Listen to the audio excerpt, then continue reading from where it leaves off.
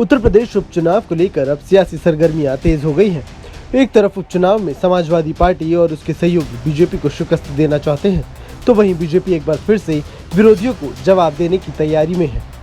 उपचुनाव को लेकर समाजवादी पार्टी और कांग्रेस के बीच अब पूरी तरह से तस्वीर साफ हो गई है और समाजवादी पार्टी सभी सीटों पर होने वाले उपचुनाव में चुनाव लड़ेगी, जबकि कांग्रेस को एक भी सीट नहीं दी गई।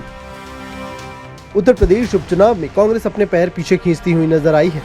कांग्रेस को प्रदेश नेतृत्व लगातार 5 दिनों सीटों की डिमांड कर रहा था, लेकिन अखिलेश यादव इसके लिए तैयार नहीं हुए। इसके बाद कांग्रेस ने चुनाव से हटने का संकेत दे दिया। प्रदेश के राजनीतिक मैदान में इसका गलत संदेश न जाए, इसको लेकर अखिलेश ने राहुल गांधी तक से चर्चा की, लेकिन कांग्रेस 3 सीटों पर भी तैयार नहीं हुई। लोकसभा में इंडिया गठबंधन बनाने वाली कांग्रेस विधानसभा स्तर के चुनावों में अटकती हुई नजर आ रही है। हरियाणा से लेकर महाराष्ट्र तक गठबंधन को ताकतवर बनाने में पार्टी को काफी मशक्कत झेलनी पड़ी। अखिलेश यादव ने इसके बाद सोशल मीडिया पोस्ट के जरिए प्रदेश के अकेले सभी सीटों पर उम्मीदवार खड़े करने का ऐलान कर दिया, जिसके बाद सियासी हलकों में हड़कंप मच गया। कांग्रेस का भी इसी संबंध में एक बयान भी सामने आया है। कांग्रेस प्रदेश अध्यक्ष अजय राय का पिछले दिनों बयान आया था। इसमें उन्होंने कहा था कि पार्टी 5 सीटों पर चुनाव लड़ने की तैयारी कर रही है, लेकिन कुछ दिनों के बाद ही अखिलेश यादव और कांग्रेस के बीच में 0 सीट पर चर्चा सामने आई। आलाकमान के गठबंधन पर फैसले किए जाने के बाद वे कहते दिखे कि हालांकि यूपी में उपचुनाव को लेकर पार्टी कोई बड़ा फैसला लेती नहीं दिखाई दे रही।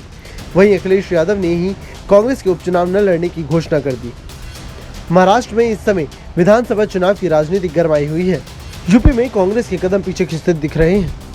इसका कारण कांग्रेस का हारने सीटों पर दांव लगाने से बचना बताया जा रहा है। दरअसल अखिलेश यादव ने कांग्रेस के लिए गाजियाबाद सदर और खैर विधानसभा सीट छोड़ी थी। कांग्रेस पार्टी भी मानकर चल रही थी कि दोनों सीटों पर उनके उम्मीदवार का जीतना मुश्किल होगा। इन दोनों सीटों पर बीजेपी की गढ़ के रूप में माना जाता है। ऐसे में कांग्रेस ने यहाँ पर कदम पीछे खींचना ही सही समझा।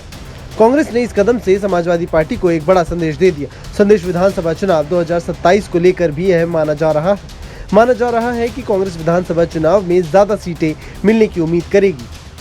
समाजवादी पार्टी और कांग्रेस के बीच में चले खींचतान के बाद अब बीजेपी ने भी उत्तर प्रदेश उपचुनाव को लेकर समाजवादी पार्टी और कांग्रेस पर जमकर निशाना साधा है।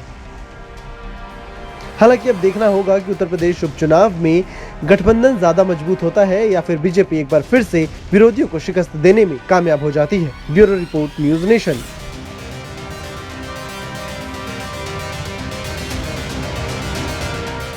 न्यूज नेशन अब व्हाट्सएप पर खबरों के ताजा अपडेट के लिए न्यूज नेशन के इस QR कोड को स्कैन करें।